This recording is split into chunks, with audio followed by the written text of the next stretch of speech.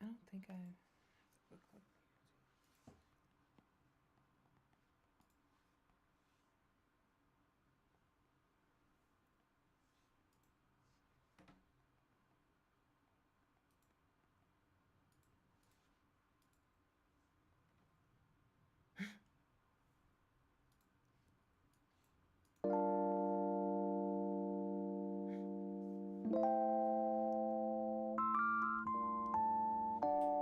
It's on the book club page.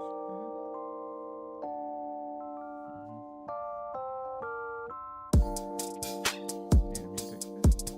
The mic check. You hear our voices?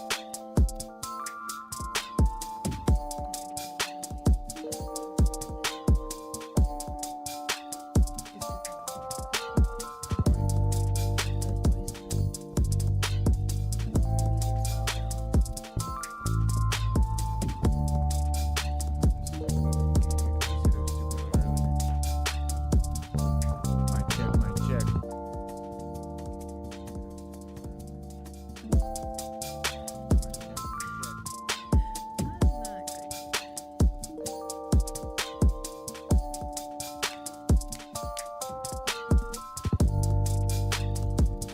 Welcome to book club. What is up? Welcome to book club. What is up?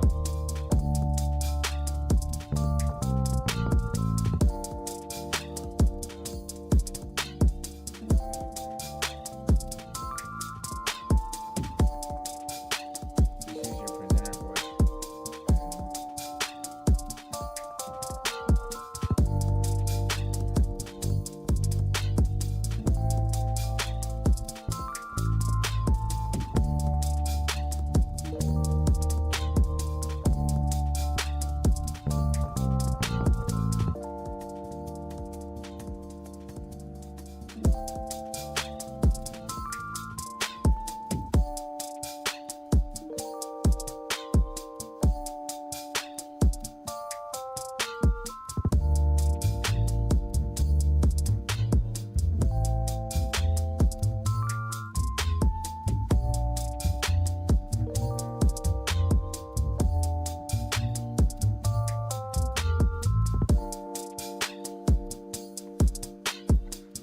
Welcome to book club, everybody. It's your host with the most, King Gino. I'm here with my lovely co-host. Hey y'all, it's J1, aka Jalen.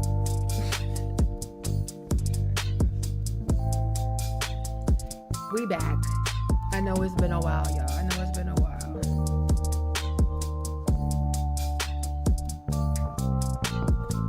We back in this thing, yeah. We back in this thing, yeah. We back in this thing, yeah. We back in this thing, yeah. We back in this thing, yeah. So we got a new layout, some little upgrades to our setup. Yeah, welcome to book club. So, without further ado, we're gonna get started. See, I was gonna put the music on there, which I'm gonna do that next time. I know what I gotta do. But welcome to book club. Turning pages, sparking conversations. Sorry, y'all. I'm tech girl. I'm trying to make sure it sound good. How's that sound? Sounds good. Yeah. All right. Let's get into it. Let's meet the host. It's your boy Gino. That's me with Dr. Cornell That's West. actually him on the left.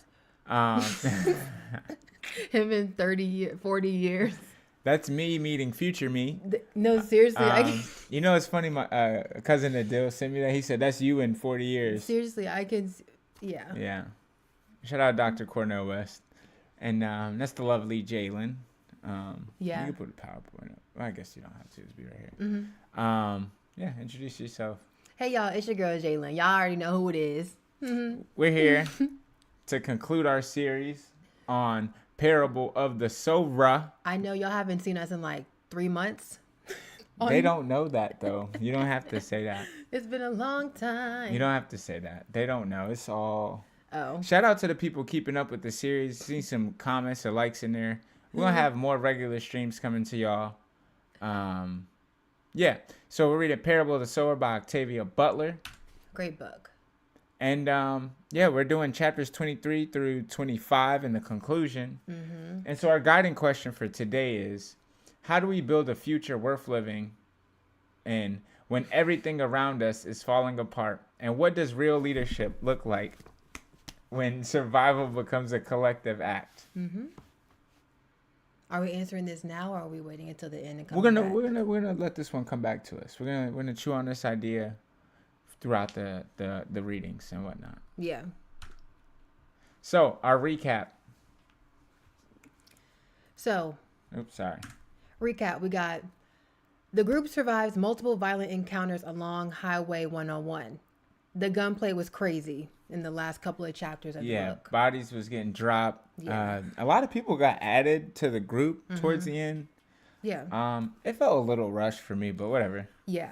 They pick up 2 more key survivors, the Douglas family, after rescuing them from a fire.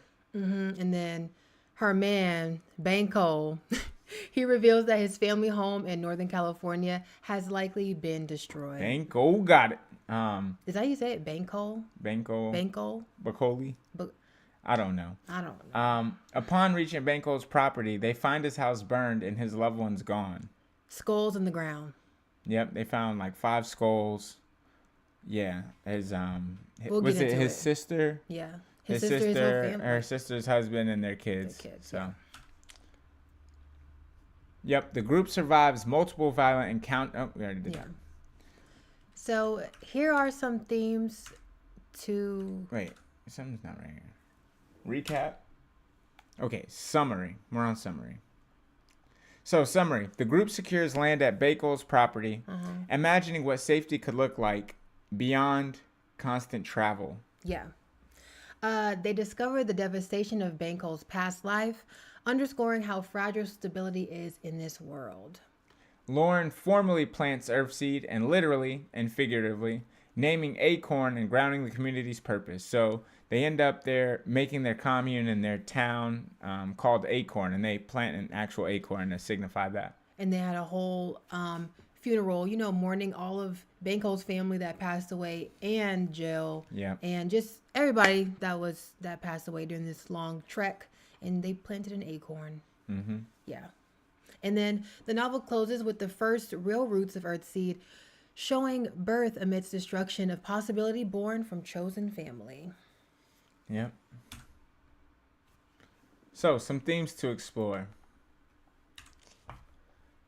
Found family as survival tech. The way this group holds each other is not soft, it's necessary. Community becomes the only real armor. All they have is each other on this trip. Society's breaking down, institutions are breaking down, economy's breaking down. There's like super hyperinflation. Things are crazy. So they all they have is each other, and they sort of find people along the way who would fit into their Earthseed and who will be there to actually take care of the pack, the community. Right. If you've ever seen The Walking Dead, same type of vibes. Like, For sure. You pick up who you pick up along the way, but you got to build that trust because some people aren't genuine. So, yep. Leadership as responsibility, not ego. So Lauren doesn't ask for power. She earns trust through clarity, courage, and foresight. Right. And I think that's important because it's like, there's 2 types of leaders, or there's like people who are assigned to a leadership role. And then there's the people who naturally become leaders without no assigned role. And she's definitely more of the assigned leader. She's really one of the younger people in the group, but she foresaw all of this happening in her journey, and Ben was thinking about Earthseed before any of these people existed in her mind. So she sort of leads with her thought as a visionary. For sure. Transformation through purpose. So Earthseed is a survival strategy, a spiritual framework, and a blueprint for collective evolution. And this is something that Lauren came up with herself, her own type of religion. Right. I guess you could say it's a religion, Earthseed. And she's been spreading this message with all the new people that she's been meeting and collecting along her journey. Right. Land, legacy, and liberation. Owning space physically and spiritually becomes an act of autonomy in a collapsing America. I think this is a very big one. Like, the very fact that Banco owns land allows them a place to actually start Earthseed, start their community. I think they have a well, so it's a water source, but pretty much, you know, especially these days too, like, you know, owning a house, owning land is getting extremely difficult, if not impossible, these days in America, and that almost becomes your only key to, like, you know, wealth or, you know, stability, legacy, and survival and financial liberation. So, although it's a little more extreme, it's not that far off from what we experience today. So, here's some great discussion questions that we have. So, what makes Lauren's leadership legitimate in a world with no institutions left? I would say her vision, her foresight, and her initiative. She didn't wait for her neighborhood to burn down. No. She already had a plan in place. She already had her bug out bag. Yeah. And she had the books too from her dad's. She had the books. Library She was figuring out how to plant things. She was learning how to shoot weapons. And she had a plan in place. And I think, you know, people follow ideas. You know, it's not necessarily the person that makes you a leader. It's the goal, the vision that you have that makes you a leader. And people can feel the passion that you have behind it too. Her actions matched her words. She was really dead set on everything, like getting out and making this community, and also not only starting her own religion, but getting everybody on board with it too. Right. How does the group's journey redefine family? So, with family, you don't have to be blood to be family. I mean, look at them. Look at, like, they're super close. They've been through a lot of traumatic experience together. They've learned a lot. They've grieved together. They've helped each other. Kids too, like adults, kids, and yeah, that's family to me. At the end, they're all together on their Acorn Island. Well, just Acorn, Acorn compound, right? And yeah, they're a family. Yeah, I think for them, it's who's there for them, who's willing to protect the community, protect the family, and contribute. Honestly, like, everybody has to contribute. Everybody has to take shifts watching at night. Everybody sort of has to walk or, you know, take care of the kids. And just whoever's willing to put that work in sort of defines family in their situation, because it's a matter of life and death, Literally. and death and survival. Yeah. So you actually touched on this, the last slide. Why is land ownership such a transformative moment for the group? And what does that mirror in our world today? We literally just discussed so like I that. said, like, Banco's land was sort of salvation for them, and it's a place that they can actually start Earthseed. And they were, you know, and it's out the way too. Yeah, and they were thinking, like, you know, should we even stay here? Should we go up north further? There was some contention on that, but as a group, they decided to stay there, plant some seeds, potatoes, and sort of work the land to be able to provide for themselves and become self-sufficient. And, you know, land sort of allows you to become self-determinate, which, you know, I'm not too big on that land ownership. Like, it's sort of weird that somebody can, you know, put a fence around a piece of land and call it theirs, because, you know, nothing's really stopping somebody else from coming there and killing them besides themselves and them coming together. So for me, it's really about people coming together rather than the land. The land is just there, but it's really the people around you that make, you know, a home. And everybody seems to be on the same page too, because they've been through a lot together through this whole book. Yeah.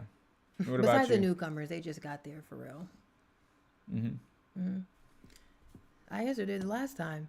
Like, it's important to, why is land ownership such a transformative? I mean, if Banco didn't have this land, who knows where they would end up, honestly. I mean, they could have just kept walking and walking. Technically, they still are in danger. Look what's happening in the world that they're living in. But his land is out the way. There's food. There's water. Is there still a house there? Or was no, it the house down? is burned down. The shelter's down, but and there's not really food either. they sort of have to plan it and work the land and stuff. But the fact that they're all on the same page and they're deciding to, okay, this is our land, this is Acorn, and we're willing to work together like a family, they're going to be okay. Yeah. In what ways does Earthseed feel like a faith, a philosophy, or a survival manual? What lane does it hold for you? For me, it feels like more like a faith, like a religious faith. Survival manual, not really so much. It's just the perspective of the world. Mm-hmm. Philosophy, yeah. There's definitely some philosophical elements, a lot of philosophical elements. Yeah. In her Earthseed, I would probably deem it either a philosophy or a faith more than anything. Yeah, I would go faith-based too. Her Earthseed poems or scriptures, however you want to say it, it reminded me of Proverbs in the Bible. So I would say faith-based. For sure. All right, we'll go back to our guiding question. How do we build a future worth living in when everything around us is falling apart? And what does real leadership look like when survival becomes a collective act? This question is kind of what's happening right now. High key.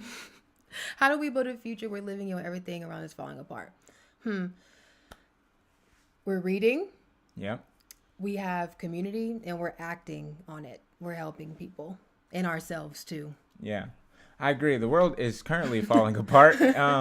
Like this picture is real life. This is what's actually happening. Yeah. There's war, chaos all over the world, especially in the Middle East right now. And, real leadership to me looks like, people uniting, people educating each other, people taking care of each other. Mm-hmm. And it's definitely like people focused. And what leadership looks like in that for me is having a purpose and honestly being able to die for like a purpose and standing for something, even if it goes outside of your being, your existence,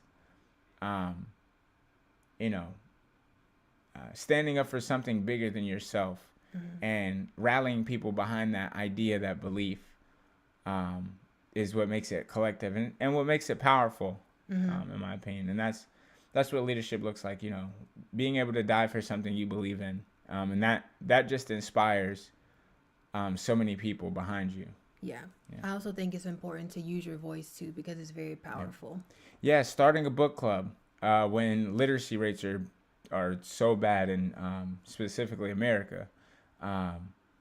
Starting a wellness group when there's a mental health crisis, which is, things we do, whatever, just casually revolutionary. A little bit about us. I think that's what leadership looks like, taking initiative and seeing a need and just, addressing it and acting on it. Yep, taking that initiative. And others will follow. Like I said, sometimes you're not alone, you're just early. And a leader leads, sometimes the leader goes first. And you might be the first person to go, but you won't be the last. And you sort of inspire the people after you to act on those same things and, come together collectively. And sometimes it might feel lonely too, a little bit. Yeah. But that's just what comes with it sometimes. Yeah.